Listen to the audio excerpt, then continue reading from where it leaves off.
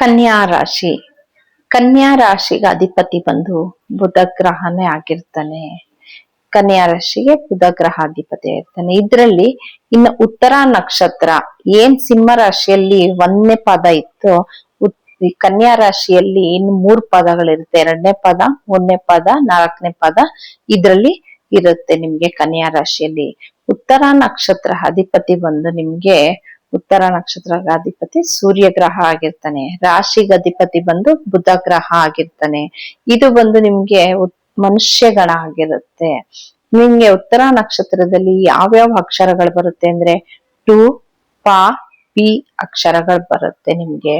ನೀವು ಉತ್ತರ ನಕ್ಷತ್ರದವರು ಯಾವ ನಕ್ಷತ್ರನ ಅತಿ ಹೆಚ್ಚು ಫಾಲೋ ಮಾಡ್ಬೇಕಾಗತ್ತೆ ಅಂತಂದ್ರೆ ರೋಹಿಣಿ, ಹಸ್ತ, ಶ್ರವಣ ನಕ್ಷತ್ರ ಮತ್ತೆ ಪುಷ್ಯ, ಅನುರಾಧ, ಉತ್ತರಾಭಾದ್ರ ನಕ್ಷತ್ರ. ಅತಿ ಹೆಚ್ಚು ಈ ನಕ್ಷತ್ರಗಳನ್ನ ನೀವು ಏನೇ ಒಂಥರ ಅಂತದ್ದು ಕೊಡೋದು, ಪ್ರತಿ ಒಂದಕ್ಕೂ ಈ ನಕ್ಷತ್ರನ ಬಳಕೆ ಮಾಡ್ತಾ ಬಂದಾಗ ನೀವು ಇದರಲ್ಲಿ ಅತಿ ಹೆಚ್ಚು ಶುಭ ಫಲವನ್ನ ಕಾಣ್ತೀರಾ. ಏನಾದ್ರೂ ನಿಮ್ ಕೆಟ್ಟದಾಗುವಂತದ್ದು ಇದ್ರು ಈ ನಕ್ಷತ್ರದಲ್ಲಿ ಮಾಡೋದ್ರಿಂದ ನೀವು ಆ ಶುಭ ಫಲವನ್ನ ಕಡಿಮೆ ಮಾಡ್ಕೊಂತೀರಾ ಅಂತಾನೆ ಹೇಳ್ಬೋದು. ಏನು ನೀವು ಒಂದ್ ಕೆಲ್ಸ ಆಗುತ್ತೋ ಇಲ್ವೋ ಒಂದ್ ತರಮನ್ಸಿಂದ ಹೋದಾಗ ಈ ನಕ್ಷತ್ರದಲ್ಲಿ ಹೋದಾಗ ನಿಮ್ಗೆ ಆ ಕೆಲ್ಸ ಆದಷ್ಟು ಸಕ್ಸಸ್ ಆಗುತ್ತೆ ಅಂತಾನೆ ಹೇಳ್ಬೋದು. ಇನ್ನ ಈ ನಕ್ಷತ್ರಾಧಿಪತಿ ರವಿ ಗ್ರಹ ಬಂದು ನಿಮ್ಗೆ ಏನಾದ್ರೂ 6, 8, 12ನೇ ಮನೆಯಲ್ಲಿದ್ರೆ ಆದಷ್ಟು ನೀವು ನೋಡ್ಕೊಳ್ಳಿ, ಆದಷ್ಟು ಅದಕ್ಕೆ ಪರಿಹಾರನ ಮಾಡ್ಕೊಳ್ಳಿ. ಏನಪ್ಪಾ ಮಾಡ್ಕೊಬಹುದು ಅಂದ್ರೆ ಯಥೇಚ್ಛವಾಗಿ ಗೋಧಿಯನ್ನ ದಾನ ಮಾಡ್ತಾ ಬನ್ನಿ. ಗೋಧಿಯಿಂದ ಮಾಡಿದಂತ ಪದಾರ್ಥ ಅಂದ್ರೆ ಗೋಧಿ ಹಿಟ್ಟನ್ನ ಯಾರಾದ್ರೂ ಬಡವ್ರಿಗೆ ಅಡ್ಗೆ ಮಾಡ್ಕೊಂಡು ಊಟ ಮಾಡ್ಕೊಳ್ಳೋದಿಕ್ಕೆ, ಒಂದು ರೊಟ್ಟಿಯನ್ನ ಮಾಡ್ಕೊಳ್ಳೋದಿಕ್ಕೆ ಕೊಡ್ತಾ ಬನ್ನಿ.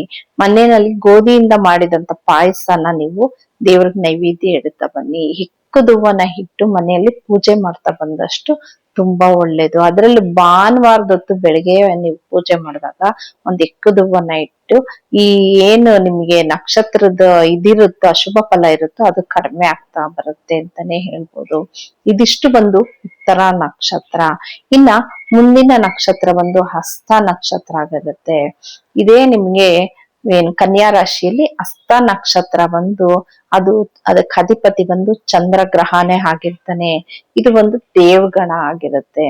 ನಿಮ್ಗೆ ಚಂದ್ರ ಅಧಿಪತಿ. ಇದ್ರಲ್ಲಿ ಯಾವ್ಯಾವ್ದಪ್ಪ ನಕ್ಷತ್ರಗಳು ಬರುತ್ತೆ ಅಂದ್ರೆ ಪೂ ಮತ್ತೆ ಶ, ನ ಮತ್ತೆ ರ ಇಷ್ಟು ಅಕ್ಷರಗಳು ಇದ್ರಲ್ಲಿ ಬರುತ್ತೆ. ನೀವು ಆದಷ್ಟು ಯಾವ ನಕ್ಷತ್ರದಲ್ಲಿ ಕೆಲಸ ಕಾರ್ಯ ಮಾಡ್ಬೇಕು ಹಸ್ತ ನಕ್ಷತ್ರದವರು ಅಂತಂದ್ರೆ ಮೃಗಶಿರ, ಚಿತ್ತ, ಧನಿಷ್ಠ ನಕ್ಷತ್ರ.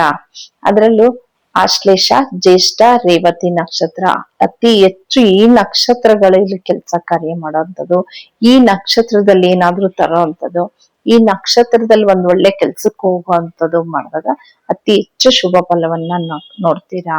ಅದರಲ್ಲಿ ಈ ನಕ್ಷತ್ರಾಧಿಪತಿ ಬುಧ ಗ್ರಹ ಬಂದು ನಿಮ್ಗೆ 6, 8, 12ನೇ ಮನೆಯಲ್ಲಿ ಏನಾದ್ರೂ ಕೂತ್ಕೊಂಡು ಅದ್ರ ದಶಾ ಭುಕ್ತಿಗಳೇನಾದ್ರೂ ನಡೀತಾ ಇದ್ರೆ ನಿಮ್ಗೆ ಸ್ಕಿನ್ ರಿಲೇಟೆಡ್ ಏನಾದ್ರೂ ಇಶ್ಯೂಸ್ ಇರುತ್ತೆ. ಅಂದ್ರೆ ಚರ್ಮದ ಕಾಯಿಲೆಗಳಾಗುವಂಥದ್ದು ಅಥವಾ ನಿಮ್ಗೆ ನರಕ್ ಸಂಬಂಧಪಟ್ಟಿದಂಥದ್ದು ಅಥವಾ BP ಏರುಪೇರು ಆಗುವಂಥದ್ದು ಈ ತರ ಯಾವ್ದಾದ್ರು ಸಂಬಂಧಪಟ್ಟಿದ್ ಬರುತ್ತೆ. ಆದಷ್ಟು ನೀವೇನಪ್ಪ ಪರಿಹಾರ ಮಾಡ್ಕೊಬೇಕಾಗತ್ತೆ ಅಂದ್ರೆ ಅತಿ ಹೆಚ್ಚು ವಿಷ್ಣುವಿನ ಆರಾಧನೆ ಮಾಡ್ತಾ ಬಂದ್ರೆ ತುಂಬಾ ಒಳ್ಳೇದು. ವಿಷ್ಣುವಿನ ದೇವಸ್ಥಾನಕ್ಕೆ ಒಂದು ತುಳಸಿನ ಕೊಟ್ಟು ಅರ್ಚನೆ ಮಾಡಿಸುವಂಥದ್ದು, ಹೆಸರು ಕಾಳನ್ನ ದಾನ ಮಾಡುವಂಥದ್ದು, ಹೆಸರು ಕಾಳನ್ನ ದೇವಸ್ಥಾನಕ್ಕೆ ತಗೊಂಡೋಗಿ ಕೊಡೋಂಥದ್ದು ಅಥವಾ ಅಡಿಗೆ ಮಾಡ್ಕೊಂಡು ಊಟ ಮಾಡೋಂಥವ್ರಿಗೆ ಯಾರಿಗಾದ್ರೂ ನಮ್ ಕೈಲಿ ಆಗಲ್ಲ ಅನ್ನೋಂಥವ್ರಿಗೆ ನೀವು ಇದನ್ನ ದಾನ ಮಾಡ್ತಾ ಬಂದ್ರೆ ಇದರಿಂದ ಆಗುವಂತ ದುಷ್ಪರಿಣಾಮಗಳು ಕಡಿಮೆ ಆಗುತ್ತೆ ಅಂತಾನೆ ಹೇಳ್ಬೋದು. ನೀವು ಇದಿಷ್ಟು ಪರಿಹಾರ ಮಾಡ್ಕೊಳ್ಳಿ. ಇದಿಷ್ಟು ಬಂದು ಹಸ್ತ ನಕ್ಷತ್ರದವರ ನಿಮ್ಗೆ ಪರಿಹಾರನು ಹೇಳಿದೀನಿ, ಯಾವ ನಕ್ಷತ್ರದಲ್ಲಿ ಏನ್ ಕೆಲಸ ಮಾಡ್ಬೋದು ಅಂತಾನು ಕೂಡ ಹೇಳಿದೀನಿ. ಇನ್ನ ಮುಂದಿನ ನಕ್ಷತ್ರ ಚಿತ್ತ ನಕ್ಷತ್ರ. ಕನ್ಯಾ ರಾಶಿಯಲ್ಲಿ ಚಿತ್ತ ನಕ್ಷತ್ರ 1ನೇ ಪಾದ ಮತ್ತೆ 2ನೇ ಪಾದ ಇರ್ತವೆ. ಚಿತ್ತ ನಕ್ಷತ್ರಕ್ಕೆ ಅಧಿಪತಿ ಬಂದು ಕುಜಗ್ರಹನೇ ಆಗಿರ್ತಾನೆ. ಇದು ಬಂದು ರಾಕ್ಷಸ ಗಣ ಆಗಿರುತ್ತೆ ನಿಮ್ಗೆ. ನೀವು ಚಿತ್ತ ನಕ್ಷತ್ರದವರು ಆದಷ್ಟು ಯಾವ ನಕ್ಷತ್ರದಲ್ಲಿ ಕೆಲಸ ಕಾರ್ಯಗಳನ್ನ ಮಾಡ್ಬೇಕು ಅಂತಂದ್ರೆ ಆರಿದ್ರ, ಸ್ವಾತಿ, ಶತಭಿಷ ನಕ್ಷತ್ರದಲ್ಲಿ ಅತಿ ಹೆಚ್ಚು ಕೆಲಸ ಕಾರ್ಯಗಳನ್ನ ಮಾಡಿ. ಇನ್ನು ಅಶ್ವಿನಿ, ಮಖ, ಮೂಲ ನಕ್ಷತ್ರ ಈ ನಕ್ಷತ್ರಗಳಲ್ಲಿ ನೀವು ಅತಿ ಹೆಚ್ಚು ಫಾಲೋ ಮಾಡೋದ್ರಿಂದ ತುಂಬಾ ಶುಭ ಫಲವನ್ನ ಕಾಣ್ತೀರಾ. ಈ ನಕ್ಷತ್ರದಲ್ಲಿ ಏನೋ ಒಂದ್ ತರೋಂಥದ್ದು, ಕೊಡೋ ಅಂಥದ್ದು, ಏನಾದ್ರೂ ಒಂದು ನಿಮ್ಗೆ ಏನಾದ್ರೂ ಬೇಕು, ಒಂದು ಬಟ್ಟೆ ಬೇಕು, ಒಂದ್ ಮನೆಗ್ ದಿನಸಿ ಬೇಕು, ಏನ್ ಬೇಕಾದ್ರೂ ಕೂಡ ಈ ನಕ್ಷತ್ರದಲ್ಲಿ ತಂದಷ್ಟು ಅದೇನಂದ್ರೆ ಒಂದಿರೋದು ಡಬಲ್ ಆಗುವಂಥದ್ದು, ಇಲ್ಲ ನಿಮ್ಗೆ ಏನೋ ಒಂದು ಕಡಿಮೆ ಸಿಗುವಂಥದ್ದು, ಏನೋ ಒಂದು ಇದರಿಂದ ಬೆನಿಫಿಟ್ ಅಂತೂ ನೋಡ್ತೀರಾ ನೀವು.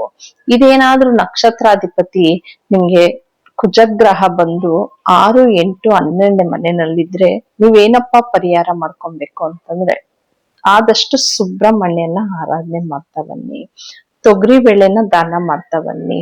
ಸುಬ್ರಹ್ಮಣ್ಯನ್ಗೆ ನೀವು ತೊಗರಿ ಬೇಳೆನ ತಗೊಂಡು ಪ್ರತಿ ಮಂಗಳವಾರ ಕೊಡುವಂಥದ್ದು, ಅಥವಾ ತಿಂಗ್ಳಿಗೊಂದ್ಸತಿ ಮಂಗಳವಾರಗಳು ತಗೊಂಡೋಗಿ ದಾನ ಮಾಡೋವಂಥದ್ದು ಬಂದಾಗ ನಿಮ್ಗೆ ಇದರಿಂದ ಆಗಂತ ದುಷ್ಪರಿಣಾಮಗಳು ಕಡಿಮೆ ಆಗ್ತಾ ಬರುತ್ತೆ ಅಂತಾನೆ ಹೇಳ್ತೀನಿ. ಇದಿಷ್ಟು ಕನ್ಯಾ ರಾಶಿಯಲ್ಲಿ ಬರುವಂತ ನಕ್ಷತ್ರಗಳು.